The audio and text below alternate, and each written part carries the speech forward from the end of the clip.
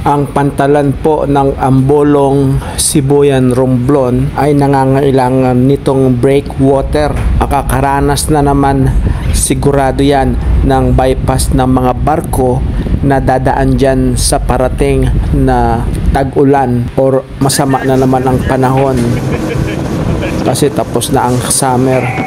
Tingnan nyo naman mga kabok, summer ito ha. Ayan o, maalon. Summer po yan.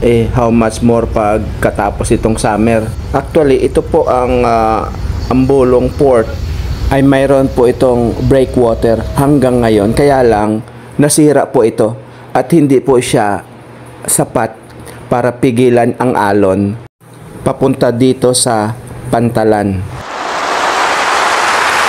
Ang kadahilanan kung bakit ito ay walang humpay ang alon dito sa Ambolong Port ay gawa ng nabuelo ang dagat sa haba nitong bakanting dagat.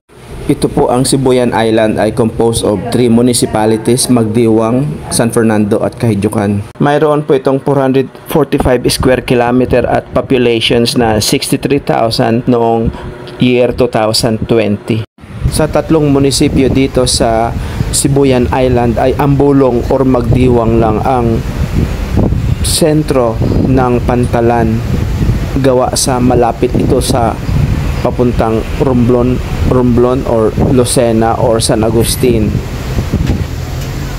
Mga kaboks, kaya ako po ito ginawa ng content kasi may nag-request po sa akin na kung pwede ko daw ipaalam sa ating gobyerno na makaabot sa kanila ang problema ng Ambolong Port, na kung saan ay hirap na hirap po sila pag ang ating barko ay mag-bypass sa lugar na ito. At isa pa sa problema nila dito ay itong parola na hindi daw po ito gumagana. Minsan ang ilaw, bukod po dito sa ating problema na breakwater. Tingnan nyo mga kaboksa, ito po yung breakwater nila uli. Kuna natin ng malapitan. Mahaba po ito dati, kaya lang nasira po ng mga nakalipas na bagyo. At ito lang po ang kanilang request na kung saan ay dagdagan or pahabain pa para naman mawala na ang alon dito sa pantalan ng kanilang port.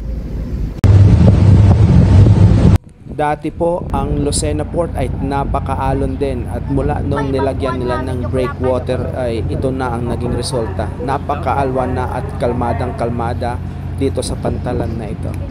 Hanggang dito na lang mga kaboks, and thank you for watching and God bless us all mga kaboks.